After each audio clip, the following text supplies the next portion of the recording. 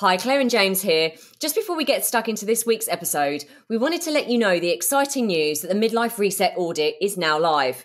This is a first of its kind personalised diagnostic tool designed for midlifers by midlifers. In just 3 minutes, the audit will help you pinpoint what's really holding you back from living your healthiest, happiest midlife, and most importantly, provide tailored strategies on how to take back control. Midlife doesn't have to be a time of uncertainty. It can be an era of growth, discovery, and well-being. So to go ahead and take the audit, go to themidlifementors.com/audit.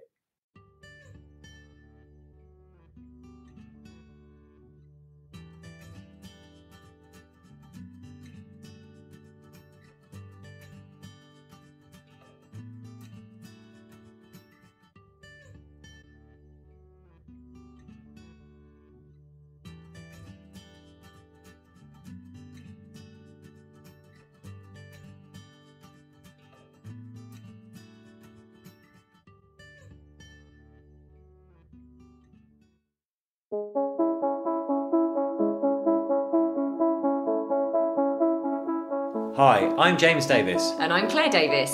We're the Midlife Mentors, here to lift the lid on how to achieve health and happiness. The balanced, no-nonsense way.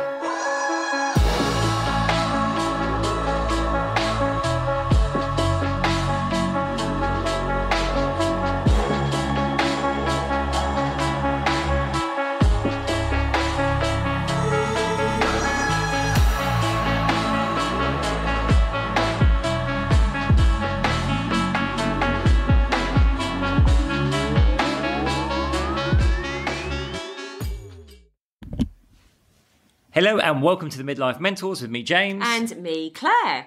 Well, we had a week off last week, didn't we? We did. If we're honest, it was all a bit frenetic last week. The week ran away with us. By the time we got to the weekend, we're just like, oh. And we didn't think you'd mind too much if we didn't put one out. So, you got double trouble this week. Double trouble. and funnily enough, this week we are talking about burnout. Because so many people we speak to are using the phrases, I just feel so overwhelmed with life. And that can be overwhelmed in a work sense. They just find like their workload is too big, or it's a more general feeling of overwhelmed with life and everything that's going on. And the other phrase people are using is like, I'm just feeling completely burnt out. So we're going to dive into, what burnout is, what it can look like, why it can happen, and what we can do to help prevent and recover from it. Because I do just before we cover what we've been up to, which isn't lots, but so that should be quite short. But I think one of the things, like James said, we are seeing a lot of people, like on social media, as an online business, we're connected with lots of other online entrepreneurs. And lots of entrepreneurs in general. And I think from our perspective, we're seeing a lot of people saying that they are feeling very overwhelmed and burnt out. And like James alluded to there, it's a lot of things, but it's this kind of like go, go, go. But also, like James said, like what's going on in the world around us. I don't think this weather is helping. And I'm so sorry to mention it again, but I am sitting here having had a few days, I think, last week of summer. Where it was lovely and warm, and we're just back to grey skies and absolutely hammering down rain. But I also think just the environment we're in the UK, we've obviously just had a general election, and I think there's a general malaise and a little bit like oh my goodness, trying to get ourselves into gear and not really knowing how to. So if this is resonating with you, which I imagine it is, you're not alone. Like we're seeing a lot, and we'll talk about our own experiences that we've had of burnout, but we're seeing a lot of other people experiencing a really similar thing. Yeah, and I think it's worth saying, I think that this is in corporates as well, so we speak to a lot of people in corporate roles, and they're feeling the same. They're just like, it's just never ending. To-do lists, restructuring, targets to hit, and I don't think it feels like there's a kind of lack of direction as well. And I think that is mirroring kind of uncertainty in the world, perhaps in a meta sense at the moment. We've talked about this a little bit in some of our posts about the paradigm shifting. I'd be interested to know, actually, listeners, do you feel that you're starting to spend less time on social media and that you're kind of seeing it more for what it is? Yeah. Because that's certainly something that's being fed back to us by a lot of people. Yeah. They're kind of seeing it as the energy and time drain that it is now rather than anything beneficial.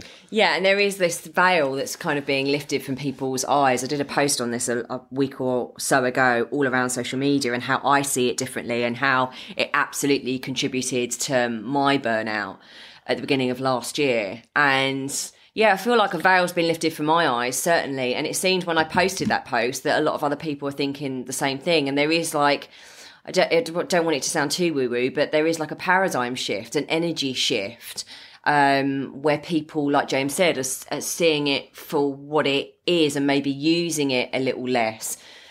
Because we are realising that this constant being on, and for businesses, if you run your own business, constantly having to post, constantly having to do content, that actually, do I really want to be doing that? How is it actually affecting my mental health, my physical health? So that's a question for you. It's kind of going slightly off piste or maybe jumping ahead a little bit. But so let us know if you are feeling that around the social media thing. But we're going to dive into this in a minute. As you know, as always with our podcast, we're going to talk about what burnout is, how it's different to stress, what kind of symptoms come up around burnout, what causes burnout, just mentioned some of that there, a little bit of an impact on hormones, and how we can, most importantly, how we can prevent it from sliding into burnout, or how we can recover from it. So that's what we're going to cover in this episode. But what else have we been up to? Well, actually, we've been up to a lot. I mean, we've been working very hard on lots of different things here and there. But we also had some fun stuff we've done this week. We went to, really honoured to be able to attend the Barclays Eagle Labs. So Barclays, the bank, run Eagle Labs, which is like, I guess, an entrepreneur network community. And they ran a Health Elevate Day at their Canary Wharf headquarters. And it was fascinating. It was kind of looking at the marriage between technology and wellness. And there were some really, really fascinating speakers there. I mean, no surprise, the kind of challenge we were talking about were the challenges faced by the NHS. You know, in the UK, we have a public health system, but clearly we've got challenges of an ageing population with more things wrong with them. We've got increased obesity. And basically, there was basically everyone agreed there was an urgent need to shift the NHS from what it has been, like treatment of symptoms, to a more preventative model. So anyway, that was a fascinating event. Met some really great people there. Yeah, and then I did a one-day VIP one-to-one in-person session with a new client, which was really fun. So if that does tickle your fancy, where you want to spend some time with me one-to-one in London, then we'll finish up with a nice lunch at Soho House Members Club, where we can kind of go through any of your challenges. It could, a lot of the time it very much is that someone's lost their self-identity, lost their mojo, and is really looking to reignite some passion and purpose in their life and get some direction and accountability. So if that is of interest to you, I do those one-to-one VIP days. They're very rare, as in, because they obviously take up my time. But, if you are interested in doing that, do reach out to me and we can spend a day together, or a half day together. Other than that, there's still loads, Claire. Give me the roll it up sign. My good friend Duncan, he's unfortunately not able to compete in a 10K he's registered for. So I was in the gym yesterday morning. I got a FaceTime saying, "Do you want to run in a 10K in 2 weeks?" So I've said yes. So I'll be doing that. And this morning, Claire took me on a training run. We did 8.5K. It's very slow. I was very slow, but you know what? I'm 51. I don't run that much, but it was good. So I'm looking forward to that. And the other thing was exciting, event-wise. We went to. Those of you who are from the Camden area or London might know the legendary Electric Ballroom. It's been going for decades. All top bands have been there, DJs, house nights. They've opened a courtyard now, an outdoor thing, and we got invited to the press launch.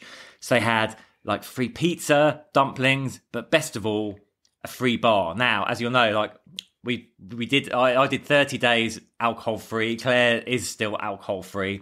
I'm out of my 30 days, so I availed myself of the free bar quite enthusiastically, and Claire felt she had to take me home early, but I had a great time. I'm not even going to tell you how many drinks he sunk in like an hour, and then how he was using the hand poles in the tube as a pole dancing pole, and nearly knocked someone out because he didn't realise who was behind him as he swooshed his head back. It was all very embarrassing.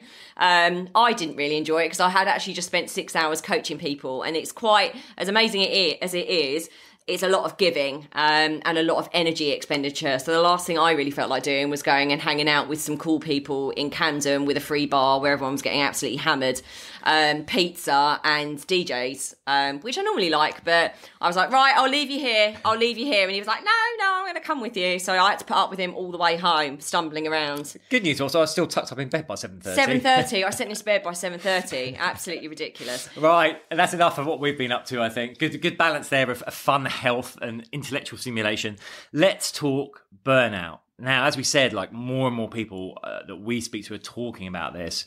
And then we have got, I'm not going to stat overload you like I normally do, but just, there's a survey. I said, please don't do stat overload. There's a survey from last year, and I would hazard a guess. This is just my hunch that it's probably even worse now. But last year, 35% of adults in the UK felt pressure or stress always or often within the last year. And 1 in 5 took time off from work.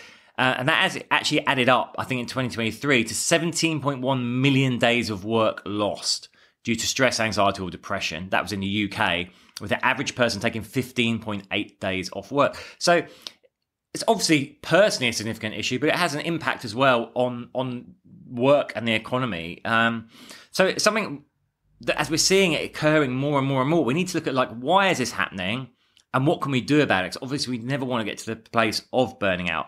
But I think a really useful thing to do, Claire, might be to look at the difference between stress and burnout. Because you're quite keen to make a distinction there, aren't you? Well, yeah, because we get asked this a lot. So, as you know, probably my background, I am a stress management consultant. So I actually qualified as a stress management consultant probably like 16 years ago.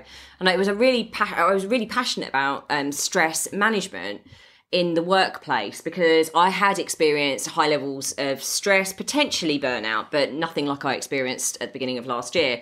So I've always been kind of like interested in stress and delivering workshops to organisations, even like government bodies in the city. And, how I see stress, and, this is actually kind of like my own personal experience, really, and my own personal opinion from what I've seen over the years. Stress is when we're feeling very overwhelmed and we are running around like a headless chicken, or we've got very stressful events in our life and we're kind of like on that adrenaline loop. We are go, go, go. It's almost like you've got that heart racing potentially. You feel wired. You're very hyper. So you're kind of running around everywhere, getting everything done. That's how I see stress. And also that can lead to anxiety. So stress and anxiety almost like go hand in hand. We're kind of frenetic, stressed out, that kind of thing. Burnout is when we've probably been operating at that level for far too long without noticing, or potentially we have noticed and we've just carried on ignoring it. So we get to the point where we hit burnout. And burnout is very much when we become lackluster. So we lose our mojo, we lose our drive, our confidence, our energy, our motivation, our positivity. So mentally, it's almost on the other side of the mountain, if that makes sense. You kind of start to lose all your momentum or drive. Yeah, I'll say that. I mean, I see stress very much as a precursor, as a warning sign for burnout. And if we think of stress, right, our stress tolerance, we have that classic bell curve. So as we go into it, at the bottom, when we're understimulated, we can feel like, demotivated, whatever. Then some stressor comes on, we need to perform, we go up to action, we're at the top of the bell curve, we're performing, we're in our zone. But then we just go on too long and it carries on. Then we fall down the other side of the bell curve. And it's quite interesting when we hit that burnout down at the other end. It's quite similar to being, unengaged at the other side, understimulated. Because here are the symptoms, right? It's about feeling exhausted, those feelings of negativity or cynicism towards your career, towards life in general, and just you have difficulty processing information. You just lacking motivation. You might have feelings of like, what's wrong with me? Why can't I get going? Why am I not motivated to do anything? Yeah. So for me, this is when it tipped over. I've got go, go, go, go, go. And I know I've mentioned this before, but for years and years and years and years of just fought. And I know I'm not alone in this. This is how like so many of us operate. And we just strive, fight. Keep going, especially with what happened, building our retreats business, what happened in COVID, lots of unhelpful family stuff happened to James. And we had to move from Ibiza back to London, and we ended up having to stay in a small studio. There was lots and lots of stressful events where we kept going, and we kept going for like 3-4 years after that. And so for me, and I was in that kind of like anxious place, if that makes sense. And this is why I can relate myself so much to it. I was go, go, go, go, go. I wasn't sleeping very well either. And I just felt frenetic. I felt always on. And then it dipped into this place where James has just talked about, and I've just already mentioned earlier, where you just feel fatigued. Like what it's in it, and for me, it was a slow burner, but it was almost like, oh my goodness, I am burnt out. I didn't realise until I just couldn't find the motivation and enthusiasm to go to the gym. Well, I couldn't get out of bed. Well, I didn't have a shower for days and days on end. And actually, I could sleep like a baby. So I think this is another thing. It's almost like when we go into burnout, it's akin, instead of anxiety, it's akin to depression. So you just keep thinking, what's the point? And to me, that's a really frightening place, because I've been so used to working in overdrive and I'm so ambitious, so motivated, and I always have been since I was like an 8-year-old girl, to go into that burnout where you just can't think straight, you can't concentrate, you can't find joy anywhere, you can't be present, you actually feel like you're out of your body, out of your life, looking in. And so anyone that's resonating with this, I hear you, I see you, I feel you. I'm absolutely still coming out of that burnout stage. I've definitely got more motivation back from my health, my well-being, all of that kind of stuff. And my concentration is kind of back. But what I have to be very, very careful is that I don't go into that overdrive mode again, because I know that once I get into that, it's a sign that I'm kind of almost afraid and I'm getting frenetic, and then I go back into burnout. So I have to be quite careful.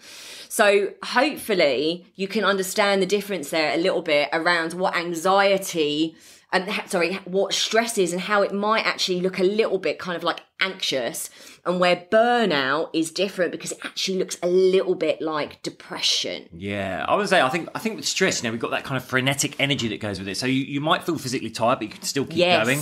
Whereas in burnout, you can feel physically, mentally, emotionally exhausted kind of all the time. It's like you're just bone tired, and your energy is you're just very aware you're lacking that energy. Yeah.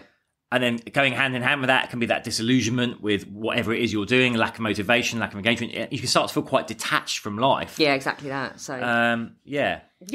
So, what are the causes? Oh, okay. We can take the surface level and we can go deep on this. Well, why don't you go surface and I go deep? Yeah. So, because I think you're trying to say something there. Yeah. I'm a deep, sensitive soul. Yeah. And also I've kind of experienced this, and I can only speak from my own personal experience, but, it has made me very, very fascinated with burnout. We've done talks and workshops in person. We've done talks and workshops on burnout before, but I think that personal experience brings a whole new light to it. And so, yeah, I think going surface level and then going deeper into the kind of like spiritual realm a little bit is quite important, because people can then understand themselves a little bit better. Yeah. So on the surface level, I think we've got some very obvious factors, right? Which I would actually classify as one big thing, which is basically called overstimuli, which is like we're being bombarded by so much stimulation that we go into that stress response, and then we'll start to tip into burnout. So this might look like, the never-ending to-do list. It might look like, here's another job task for you. It can be that constant being battered by bad news because you're just aware of it, whether you're trying to avoid it or not. The TV, the radio is always on, the newspapers around. It could be the ever-growing work project. I'm dealing with stuff at home. Oh, excuse me, I got something stuck in my throat there. Oh dear. So there's all those environmental factors. We just feel very overwhelmed, right? All this stuff piling on. It's like, I'm never going to get through this. But I think going a little bit deeper, but not as deep as Claire's going to go, and it's kind of like, well, actually, what is the point of what I'm doing? I think it's going to be a thing. So, if we take a work example, it might start out that you have a job role that you love and you've got very clear goals for that role. But as time goes on, we know this happens, more and more stuff gets added to that. And you might end up doing more and more stuff that you doesn't really light you up. And you don't really you can ultimately see the point of it, but it's not aligned with your values or with what you want to go. So it starts to feel quite onerous to do it. And you start to feel like you're never catching up. And is what I'm doing making a difference anyway? And I think that's when we're starting to tip from that stress into burnout. And I know you want to talk now about the deeper level, which I guess is about, are we actually living our values and purpose? Because that's probably the root cause of it. Yeah, I think it's when we tip into burnout, I think it's because potentially we have been living a life that isn't aligned with who we have become or want to become in the future. Our values change very much between, like when we're younger, when we hit our 40s, 50s, our values become very, very different. So we might be still doing things that are the old values, and that's why we feel in misalignment. And that can start feeling quite devastating, actually, quite a lonely place, quite isolating. And you don't understand why what used to make you happy doesn't make you happy anymore, why it's not making you feel fulfilled. And this can leave what I call like a God-shaped hole inside of us, actually, because I truly believe this, we all have a reason for being here. And I don't mean that you have to do something extraordinary. I think this is where I have changed such a lot. It doesn't mean that you have to do anything massively extraordinary. It doesn't mean that you have to be famous, earn lots of money. It's about what is important to you. What makes you uniquely you? What do you want to be known for? What's your legacy? How will you look back on your life when you take your last few breaths and go, that was a life well lived? Was it very simply? Was it owning a piece of land? Was it being by the seaside? Was it these more simple things that I think as we age, actually, we realise are much more important? So when we're kind of living a life that's not in alignment with those things that are important to us, it can really affect us and like leave that kind of God-shaped hole. Like, why aren't I happy? Why are all these things that I thought were my metrics of success and happiness that I've been chasing after, why don't they work anymore? And so for me, that was absolutely what happened. It doesn't matter how successful we were having really successful months. We were touching people's lives. We were just rocking it and smashing it.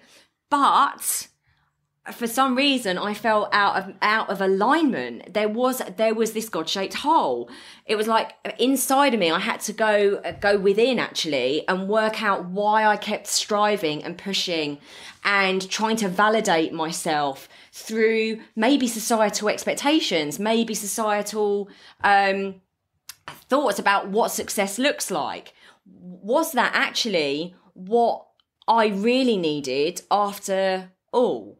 And so for me, it really made me take a step back and look at why I was doing certain things and what unhealed, and I don't like to use this word, but unhealed trauma, right? Unhealed stuff within me that was making me do certain things, thinking that it was important, but actually it really wasn't. And so I've really taken it back to basics within myself, where I definitely want a simpler, not a simpler life, but just a more meaningful life, more in alignment with actually who I really am, and to be able to realise that I'm enough within me without having to constantly have like the external validation of success, actually. So yeah. I just wanted to explain a little bit about what I've been through. I like that, and I think you can take that at kind of whatever level can you, a lack of understanding about why we're doing what we're doing. Yes, and that could be a very surface level of like, why am I doing this task? To like, oh, why am I living my life this way? Do I even want what I have around me? What do I want from my life? What was driving this behaviour exactly. that's actually not making me very happy anymore? Yeah. Yeah, it's so on a deeper level, it kind of goes into that. I do believe it goes into a very spiritual, soul-seeking, healing place, because a lot of the time we're running from stuff that we need to turn around, stop, and look at. And I do believe also that God kind of starts shutting some doors sometimes because they're done. They're not meant for us. And again, I'm still in this place a little bit where I'm hanging onto the door handle going, no, this is definitely my door. This is definitely, and this can cause burnout as well. You're desperately holding on to something that God, the universe, is going, no. You need to shut that one and look around and see all the other doors that might be open to you if you just change your view slightly. Yeah, I mean, listen, I don't think it's a coincidence that we see people feeling burnout increasing at an almost exponential rate. At the same time, we're seeing the proliferation of social media and tech. Exactly. Right? Because we're in this always on world now. A guy actually said to me, a guy at corporate, he was like, oh, I would love to have worked in my dad's time, you know, when the day started, when I got to the office and left, finished when I left the office. He said, like, you know, I'm still sitting answering emails 10, 11 o'clock at night on my phone. Yeah. So we've been drawn into this kind of trap. And if we actually take a step back and look at it through our, you know, take off the insanity glasses that we all wear because this stuff's just happened and we've gone along with it, we think, why am I living this way? Totally. Why am I living this way? And, you know, 2007 was the start of Facebook and the smartphone, right? You look at how fast this has sped up. You know, then we've got Instagram, we've got TikTok, we've got Facebook, we've got LinkedIn, we've got YouTube, all these things that vie for our time and our attention.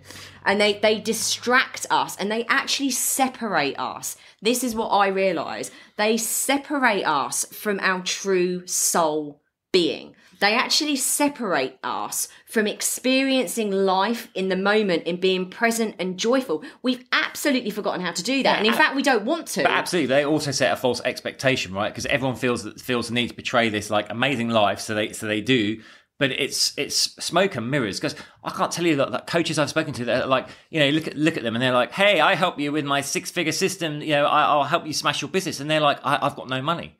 Yeah. We've taken calls from people like, oh, I'm a financial abundance coach, but I can't pay my rent this month. It is smoke and mirrors, and it leads to this like dissatisfaction because we're like, everyone else is doing so well, like why? And it's just, you know, yeah, I'm not good enough, and that leads to burnout. Like, I've always got to be doing more. There is never an opportunity to stop and smell the roses and actually connect with the simplest. This is where joy comes from. It's those simplest moments. And I think this is what causes that burnout. It's like, oh my goodness, like I'm feeling the call of my soul. There is something not right. I'm feeling a call.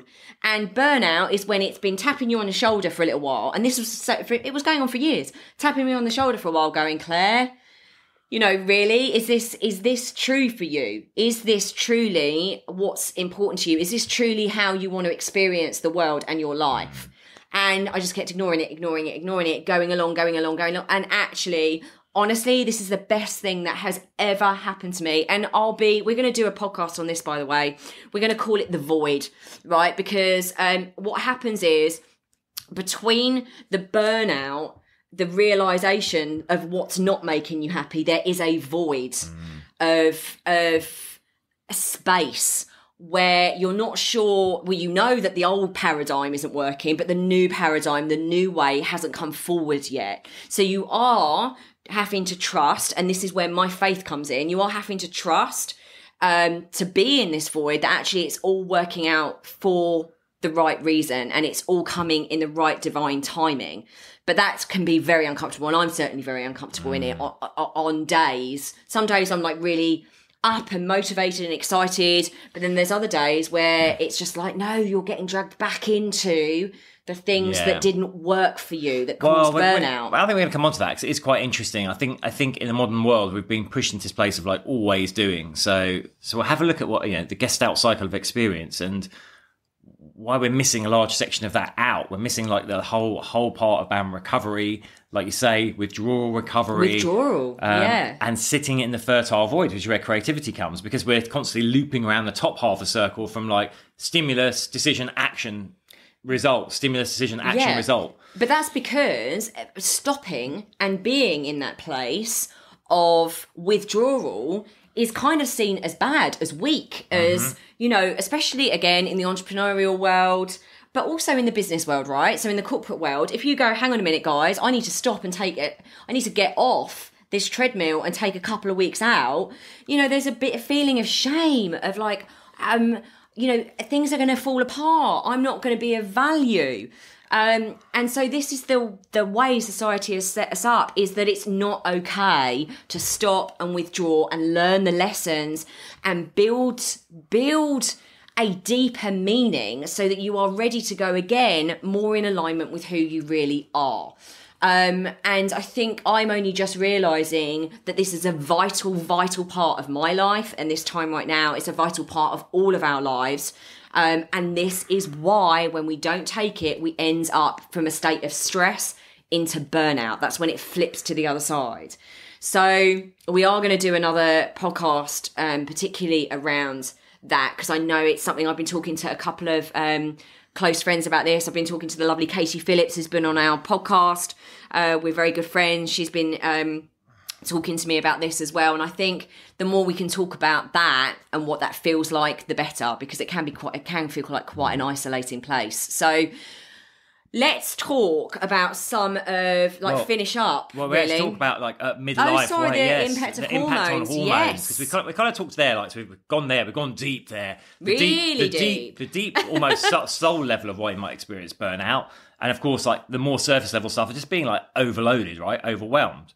But clearly, when we go into stress response, there's a chemical response in our body with our hormones and neurotransmitters. Burnout is really when we've gone to the other side. I'm actually starting to use up those. So essentially what's happening is we're firing cortisol and we're firing adrenaline. Now after a while, we'll actually deplete our adrenaline, which I think is why we then come into the exhaustion phase and we just lack motivation. But cortisol can remain high. Now, especially at midlife, but any time in life, especially at midlife, we don't want cortisol to be high. It has loads of negative health indicators, increased blood pressure, increased heart rate, decreased sensitivity to pain, all these things. But the main thing is, cortisol is made from the same mother hormone, progesterone, as our primary sex hormone. So at midlife, we know if you're a woman, your estrogen, progesterone is declining. If you're a man, your testosterone is declining. If you're making cortisol constantly, you're impacting the levels of those sex hormones, which is going to lead to further effects. Right? That's going to increase your mental confusion, your lack of drive, your lack of energy, your lack of focus, lack of libido. All those things are going to go on. So it's really important that we understand that there is a hormonal and physiological impact. And I think the message I'd like to leave with is we want to try and avoid getting to the place of burnout in the first place, because once you're there, once you're there, it's potentially a difficult road to climb out of, right? Well, for all the reasons we're talking about. It can lead to chronic fatigue as well, and it can lead to autoimmune diseases, all sorts of things. For me, I had my hair was falling out. I had the onset of vitiligo, which apparently is an autoimmune disease, again, caused by stress, but also, I had it actually when I was about 11 years old. I had it on my face. I had this big white mark on my face, which was highly embarrassing and awful when I was going through my teenage years. And I thought it had gone, because it went when I was about 16. And it came back on my face, came back on my back, my legs, my chest. And again, that was a physical sign that, oh my goodness, my hormones are out of whack. I am properly burnt out. So I was laughing when James said about prevention. Listen, I don't know about anyone else, but you don't know you're burnt out until you're burnt out. You don't know, you just don't know. So I'm going to caveat that we can give you these prevention tips, but I'm also going to be really real with you. You can go, yep, on all of these, but a lot of the time you might not even know that you're burnt out until you're burnt out. And it is where it goes, dips into that kind of depression type of thing, where you might notice it. So don't beat yourself up too much. No. If you're feeling stressed and you're like, I've got to prevent this, and then you drop into burnout and you hadn't realised. Exactly. I think it's really important to be aware of it, aware of how you're feeling. Am I super stressed right now? And if this carries on, can I foresee that could potentially end in burnout? Well, then I need to take some of these measures, right? So prevention and recovery are kind of all more or less the same kind of measures that we take. So the first one is be aware of the signs, right? Awareness precedes change. So be aware of what's happening. So if we're starting to feel that we're in stress for a prolonged period of time, that is a clear warning sign, a red flag that we could then be tipping into burnout. So if that happens, we want to reduce our stress. So here's some of the things that can help. So you need to get enough sleep. So again, I said to you that when I was stressed, I felt like quite anxious and quite hyper. So I wasn't getting enough sleep, but then I was still going and doing all of my exercise, all my cardio. In fact, I was kind of ramping it up to try and help with my mindset. So that kind of goes into get enough sleep, but also make sure that you're getting enough recovery and rest. Because if you are doing your fitness, which you should be, just maybe think about dialing it back a bit. Ask yourself if you're doing too much, if you might be raising cortisol by doing too much training or just being on the go too much. Yeah, I would say like working, are you regularly working at the weekends as well as working through the week as well? That's another clear sign.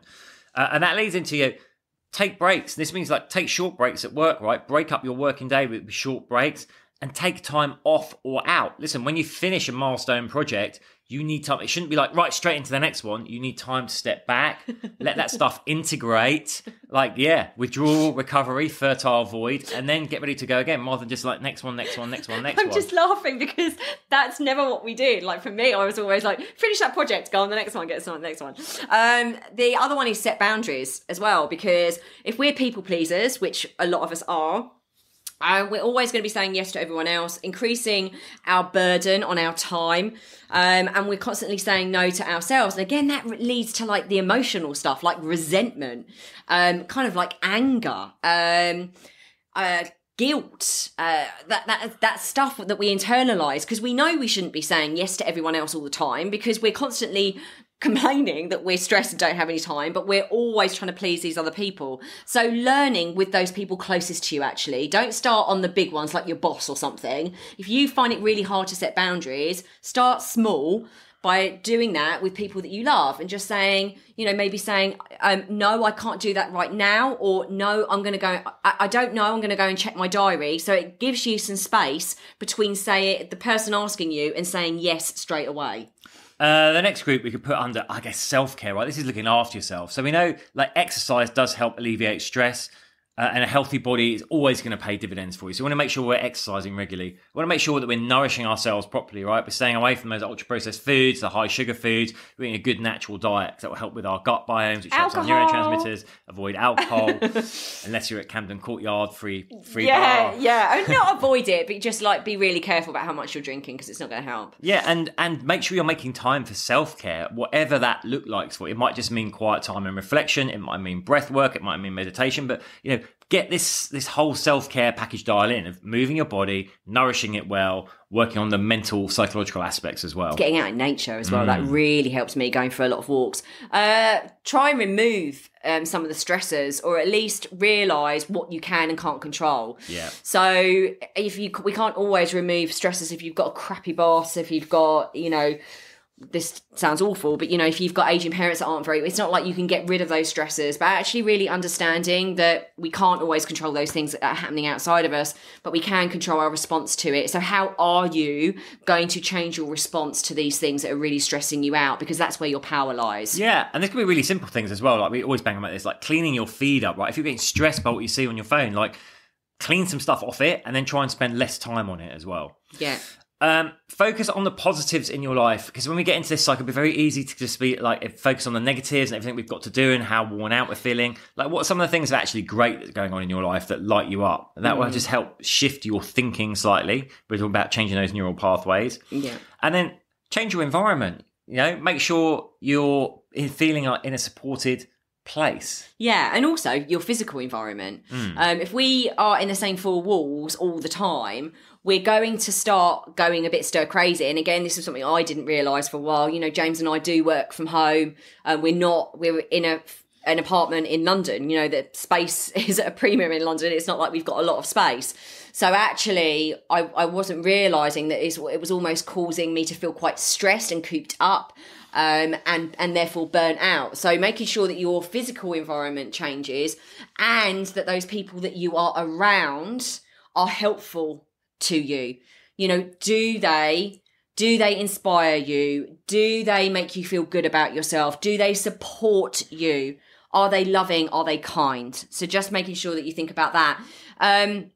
Learn some stress management techniques as well. Like we've kind of touched on some of these, like breath work, meditation, whatever it is for you.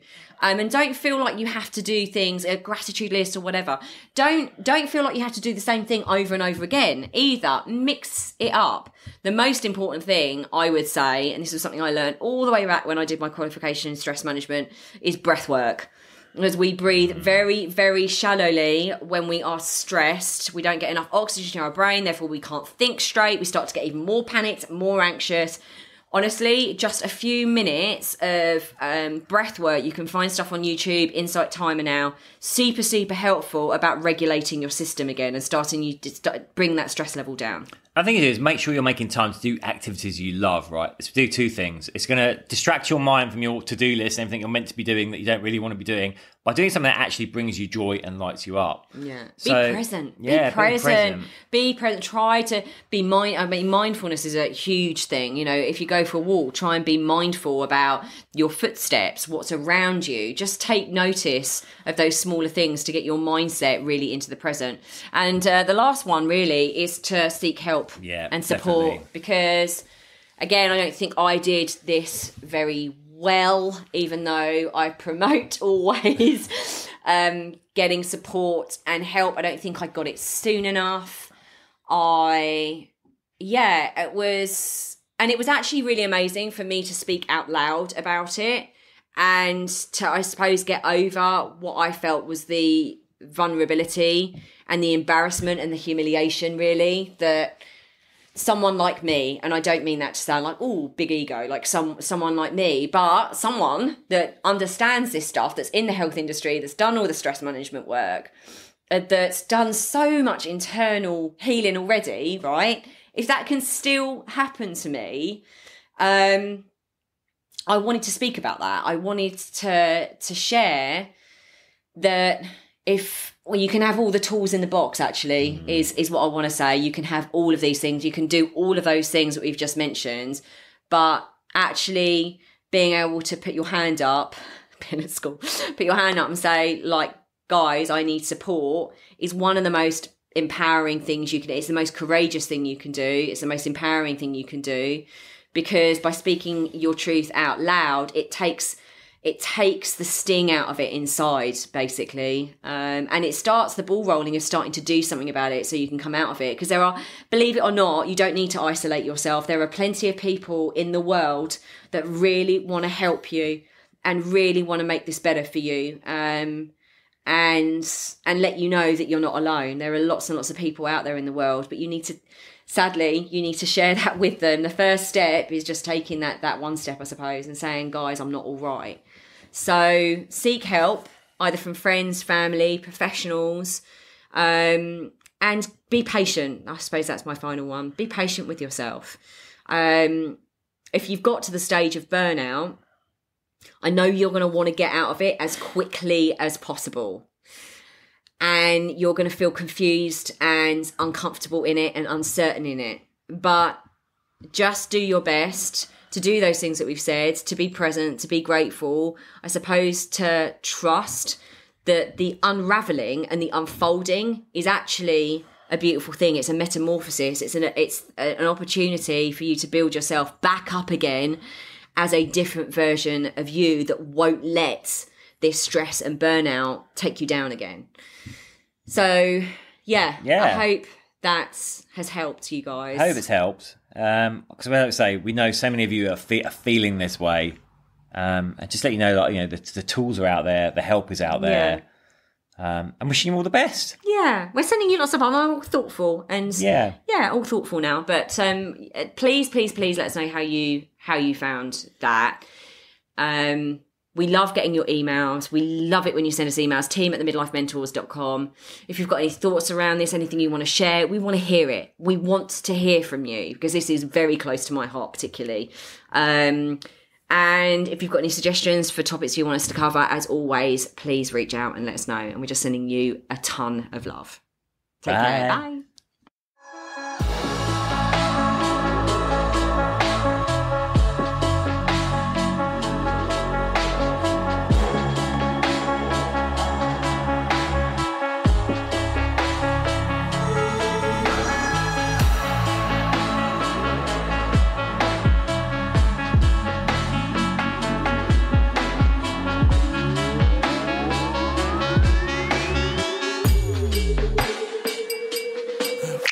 Yeah. You've been listening to the Midlife Mentors with Claire and James Davis.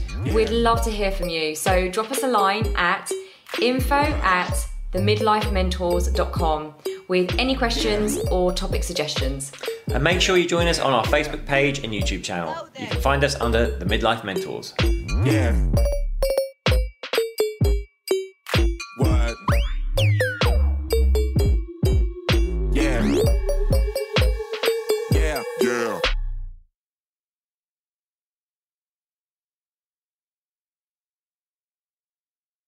Thanks so much for listening to this episode. And don't forget to take the Midlife Reset Audit now to receive personalised insights into what's holding you back from living your healthiest, happiest midlife.